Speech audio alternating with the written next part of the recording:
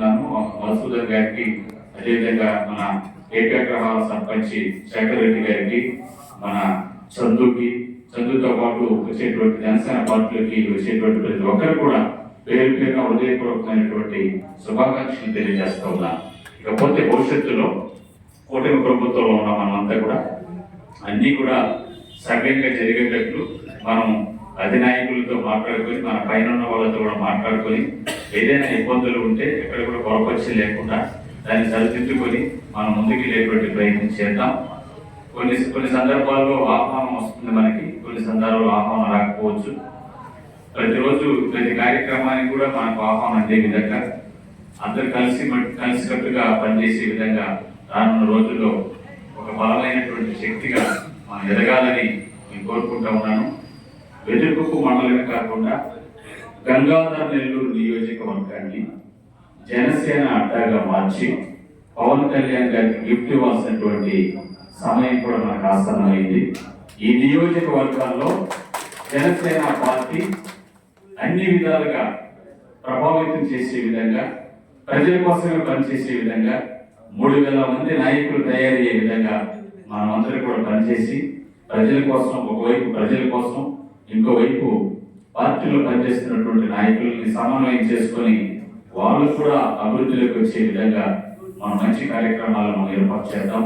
కూర్చొని మాట్లాడుకుందాం, సమిష్టిగా మాట్లాడి ప్రణాళికబద్ధంగా ప్రతి గ్రామాన్ని, ప్రతి పంచాయతీని, ప్రతి మండలం అభివృద్ధి చెందే విధంగా మనం ఏమి చేయగలం, పైన ఉన్నటువంటి అదే నాయకులు మనకి ఏం చేయాలి, వాటి దృష్ట్యా మనం మంచిగా మాట్లాడుకొని ఒక presentation, power point presentation Pawan Kalyan గారికి వచ్చే రోజులు ఇచ్చే విధంగా మనం రెడీ చేద్దాం. అదేవిధంగా మీకు ఈ గోకులం షెడ్యూల్ కానీ, తర్వాత వర్కుల విషయంలో పవర్ షేరింగ్ విషయంలో కూడా వచ్చే రోజుల్లో కూడా ఎక్కడ కూడా పవర్ షేరింగ్ ఎక్కడో ఇబ్బంది లేకుండా చూసేటువంటి బాధ్యతను నేను తీసుకుంటానని మీకు అందరికీ కూడా తెలియజేస్తా ఉన్నాను. మీ ఎదుగుదలకి, మీ ఆర్థిక అభివృద్ధికి ఎక్కడ కూడా అడ్డంకులు లేకుండా చూసేటువంటి బాధ్యతను కూడా మేము తీసుకుంటామని మీకు తెలియజేస్తా ఉన్నాను. ఈ సందర్భంగా మీరందరూ కూడా వచ్చినందుకు చాలా సంతోషంగా ఉంది. అందరి నాయకులతో, బీజేపీ నాయకులు మనం సమన్వయం చేసుకుందాం, తెలుగుదేశం పార్టీ నాయకుల్ని మనం సమన్వయం చేసుకుందాం, గురుతర బాధ్యత మనమే తీసుకుందాం. గురుతర బాధ్యత మనమే తీసుకొని అందరి నాయకుల మధ్య, కూటమి నాయకుల మధ్య అద్భుతమైనటువంటి సమన్వయం వచ్చే విధంగా మనం అందరం కూడా కలిసి పనిచేద్దాం. ఇకపోతే మీకు ఏదైనా భవిష్యత్తులో చేసేటువంటి ప్రతి కార్యక్రమంలో కూడా మీరు విలేజ్కి వెళ్ళండి.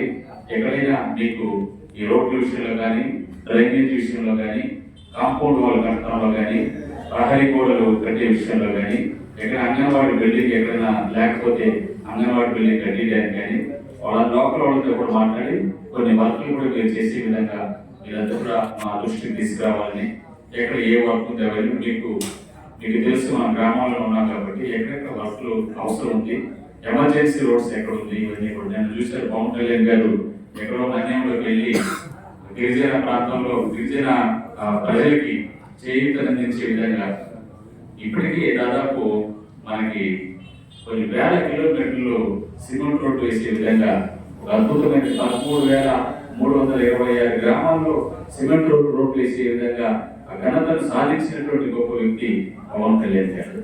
ముఖ్యమంత్రి కూడా చంద్రబాబు నాయుడు గారు కూడా మంచి సపోర్ట్ ఇస్తూ పవన్ కళ్యాణ్ గారు సభాష్ అనిపించుకునే విధంగా ఈ రాష్ట్రంలో పనిచేస్తున్నారు.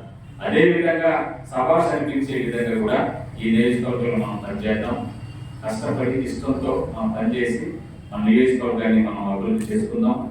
ఎవరైనా ఆత్మాభిమానం కలిగినటువంటి నాయకులందరినీ కూడా మనం స్వాగతిద్దాం మన పార్టీలోకి. వాళ్ళందరినీ కూడా సాదర స్వాగతం పలికి జనసేన పార్టీలోకి తీసుకుందాం. ఇప్పుడు ఎవరైతే సర్పంచులు మన పార్టీలో జాయిన్ అవుతున్నారో, ఎంపీటీసీలు ఎవరైతే మన పార్టీలోకి జాయిన్ అవుతున్నారో వాళ్ళందరినీ కూడా త్వరలోనే పవన్ కళ్యాణ్ గారికి పరిచయం చేసి, ఇంకా వారు వచ్చినటువంటి ప్రాంతంలో ఏవైతే అభివృద్ధి చేయాల్సిందో వాటన్నిటిని కూడా పవన్ కళ్యాణ్ గారి దృష్టికి తీసుకెళ్లి మనం అభివృద్ధి చేసే విధంగా కూడా మనం ముందుకు వెళ్ళబోతున్నాం.